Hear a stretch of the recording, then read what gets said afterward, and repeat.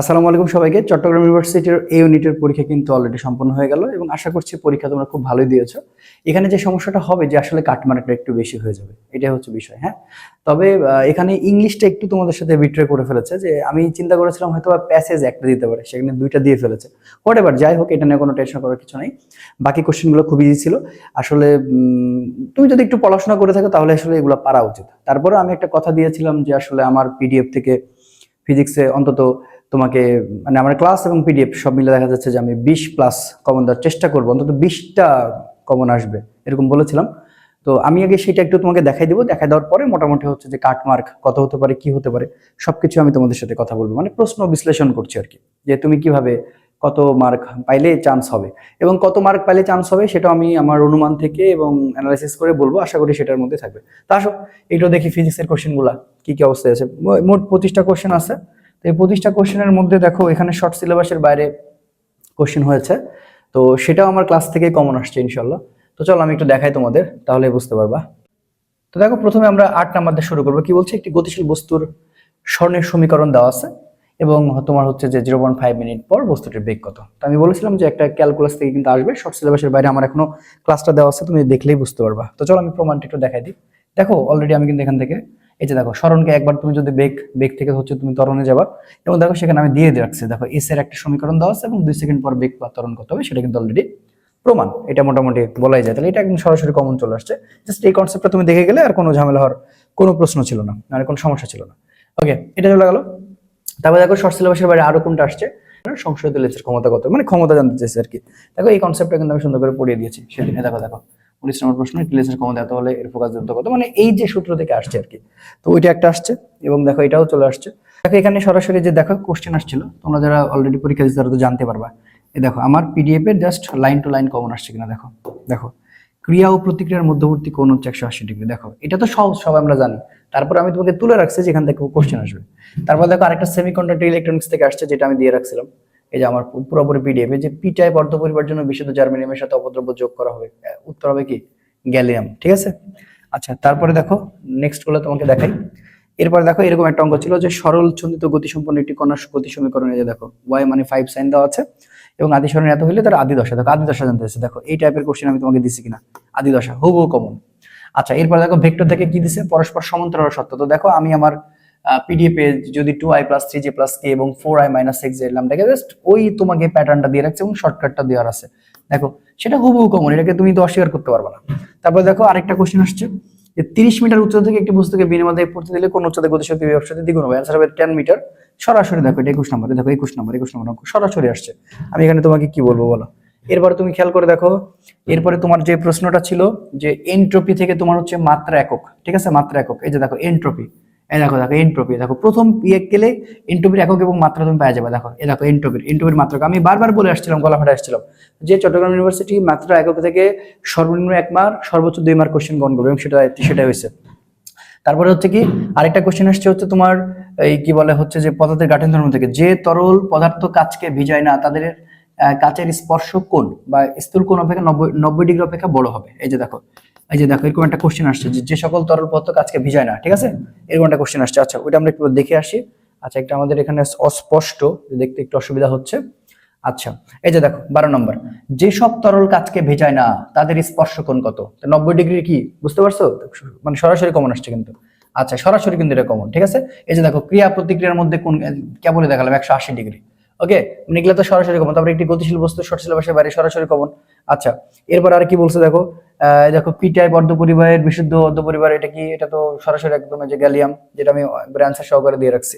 আচ্ছা তারপরে দেখো আর কি আসছে, এখানে এখানে ছিল যে পানির স্টিম বিন্দু, পানির ত্রৈধ বিন্দুর সাপেক্ষে স্টিম বিন্দু। তাহলে দেখো এখানে শব্দ আছে, দেখো ঊর্ধ্ব স্থির বিন্দু, নিম্ন স্থির বিন্দু, এই ছকটা থেকে সরাসরি কমন আসছে। এরপরে এনট্রপির মাত্রা তো দেখালাম, তারপরে এটাও তো তোমাকে দেখালাম। আচ্ছা তারপর এটাতে যাই। ওকে নেক্সট কোশ্চেন দেখো এরকম একটা অঙ্ক আসছে, ইয়ং এর দ্বিচির পরীক্ষায় দ্বিচিরের মধ্যবর্তী দূরত্ব দ্বিগুণ করা হলে প্রতি একক দৈর্ঘ্য উজ্জ্বল ধারার সঙ্গে স্থির থাকতে চির থেকে পথ দূরত্ব ডি কিভাবে পরিবর্তিত হবে। এই দেখো এখান থেকে সরাসরি আসছে। আচ্ছা তারপরে দেখো এই যে আরেকটা অঙ্ক সরাসরি আসছে, যে টাইপ ম্যাথ, একেবারে পেজ নাম্বার এখানে উল্লেখ আছে সম্ভবত 20 নম্বর পেজ, 20 নম্বর পেজের একবার 1 নম্বর অঙ্ক, বায়ুতে আলোর বেগ হচ্ছে 3 গুণ 10⁸। দেখো একদম সরাসরি কমন, এটা সরাসরি কমন, একেবারে সরাসরি কমন। এরপরে দেখো মান দেওয়া আছে যে ত্রিপরমাণু গ্যাস, এটা তো তোমরা সবাই জানো, তারপরে দেখো আমি তুলে রাখছি সরাসরি কমন। এরপরে দেখো, এরপরে আছে আলোর অপবর্তন ব্যাখ্যা করার জন্য কোনটি প্রয়োজন। দেখো এই ছকটা থেকে সরাসরি কমন, আমি বারবারই বলেছিলাম। এই যে দেখো হাইগেনের তরঙ্গ তত্ত্ব, ঠিক আছে, এই যে দেখো ব্যাখ্যা করা যায়, এই যে দেখো প্রতিফলন, প্রতিসরণ, ব্যতিচার অবদান, এটা তোমাকে পড়া লাগবে না, হ্যাঁ এটা সরাসরি আসছে, সরাসরি আসছে। এরপরে আর তুমি কি দেখবা, এই যে দেখো লাস্টের লাইনটা, সূর্যের অভ্যন্তরীণে ফিউশন ঘটে, এখানে কি প্রক্রিয়া, মানে সৌরশক্তির কথা বলেছিল, কোন বিক্রিয়া, যে ফিউশন বিক্রিয়া, দেখো সরাসরি কমন আসছে। এরপরে কি বলছিল যে তোমার হচ্ছে যে আলফার সাধারণত ইলেকট্রন, ইলেকট্রন সংখ্যা, এই যে দেখো এখানে সব সুন্দর করে দেওয়া আছে, এই যে দেখো, এই যে দেখো ধনাত্মক হিলিয়াম নিউক্লিয়াসের সুন্দর করে দেওয়া আছে, আমি কি বলবো আর বলো। তারপর আর কি আসছিল, এই যে দেখো এইটি তরঙ্গের দুটি বিন্দুর মধ্যে পথ পার্থক্য, আমরা এখানে দিয়ে রাখছি λ/4 আর কোশ্চেন আসছে λ/8, তুমি এতটুকু পারবা না, এতটুকু পারবা না, সেখানে আমি সুন্দর করে দিয়ে রাখছি, দেখো হুবহু কমন বলা যেতে পারে। তারপর আরেকটা কোশ্চেন আসছে এই যে ভর বৃদ্ধি সংক্রান্ত, দেখো এটা সরাসরি দিয়ে রাখছে আমার পিডিএফ এর, পেজ নাম্বারটা এখানে উল্লেখ নাই, তো যাও এই যে দেখো এম ইজিক্যাল টু কি বলছে যে তোমার আলোর যদি হচ্ছে ভি মানে সি হয়, তাহলে কি চলমান ভর কি হবে, চলমান ভর হচ্ছে অসীম হবে। সো এটা সরাসরি কোশ্চেন, খুবই নরমাল। আর আরেকটা হচ্ছে যে পি মানে দেখো ভিআই, এখানে দেখতে পাচ্ছ পি মানে ভিআই, এই সূত্র দিয়ে আসছে, দেখো অঙ্কর প্যাটার্নটা দিয়ে রাখছে, হ্যাঁ পি মানে ভিআই, সরাসরি আসছে আর কি। আরেকটা হাস্যকর প্রশ্ন, সেটাও কমন চলে আসছে, আমি ভাবিনি যে এই কোশ্চেন কখনো দিবে, সেটা দেখো পুরোপুরি যে কেন্দ্রমুখী বল দ্বারা কৃতকাজ শূন্য, এটা আবার তোমাদের কোশ্চেন করছে যে কেন্দ্রমুখী বল দ্বারা কৃতকাজ, তারপরে তোমার হচ্ছে যে হিলিয়ামের ইলেকট্রন সংখ্যা, এগুলো কোশ্চেন না আসলে। তো আসলে আমি জাস্ট দেখানোর জন্য আর কিছু না, যে কেন্দ্রমুখী বল দ্বারা কৃতকাজ, এই যে দেখো এখান থেকে হুবহু কমন আসছে, ঠিক আছে। তো এই তো মোটামুটি আসলে কোশ্চেন আমাদের আসলে যতটুকু আমরা চেষ্টা করেছি, তোমাদের হচ্ছে যে টোটাল এখন যদি তুমি দেখতে যাও তাহলে মোটামুটি 21টা কোশ্চেনের মধ্যে কমন। তো শর্ট সিলেবাসের বাইরে আমরা হচ্ছে যে ক্লাস নিলাম, যে শর্ট সিলেবাসের বাইরে, সেখান থেকে ক্লাস থেকে আসছে 3টা, আর বাকি তো আমাদের এখান থেকে আসছে, তো 21টার মতো একদম হুবহু কমন, 25টার মধ্যে 21টা, এটা আসলে খুবই ভালো, খারাপ না। ইউনিটে CUA ইউনিটে, ঠিক আছে, CUA ইউনিটে তোমার কাট মার্কের থেকে জানাটা ইম্পর্টেন্ট, যে তোমার কত মার্ক পেলে চান্স হবে। তো আমি মনে করি যে তুমি 70, সো কাট মার্ক আমার মনে হচ্ছে 68 প্লাস হওয়ার সম্ভাবনা, যে কোশ্চেনটা আমি দেখলাম যে 68 মানে 67 বা 68 প্লাস হবে, এবং তুমি সেফ থাকার জন্য 70 মার্ক তোমার থেকে আশা করাই যায়। তো সেখানে ইংরেজি যেটা খারাপ হয়েছে, তো এই তো মোটামুটি এরকমই, যে দেখা যাচ্ছে ওই ঘুরে ফিরে পরবর্তীতে মানে সেফ থাকার জন্য, এটা আমি তোমাকে চান্স পাওয়ার কথা বলতেছি, মানে এটা চান্স পাওয়ার জন্য 68 থাকলে তোমার কোনো কথা ছাড়া তুমি দেখা যাচ্ছে খুব নর্মালি চান্স পেয়ে যাচ্ছ। পরবর্তীতে দেখা যাচ্ছে যে ওয়েটিং তো অনেক পর্যন্ত টানে, তো সেক্ষেত্রে দেখা যাচ্ছে যে হয়তো বা 65, তারপরে হচ্ছে 67 বা 66 এগুলাতে হয়ে যেতে পারে। তবে আমার এখন মনে হচ্ছে যে তুমি সেফ থাকার জন্য তুমি 70 বা 68 বা 67 প্লাস তুমি ধরে রাখতে পারো, তোমার জন্য কিন্তু হয়ে যাবে।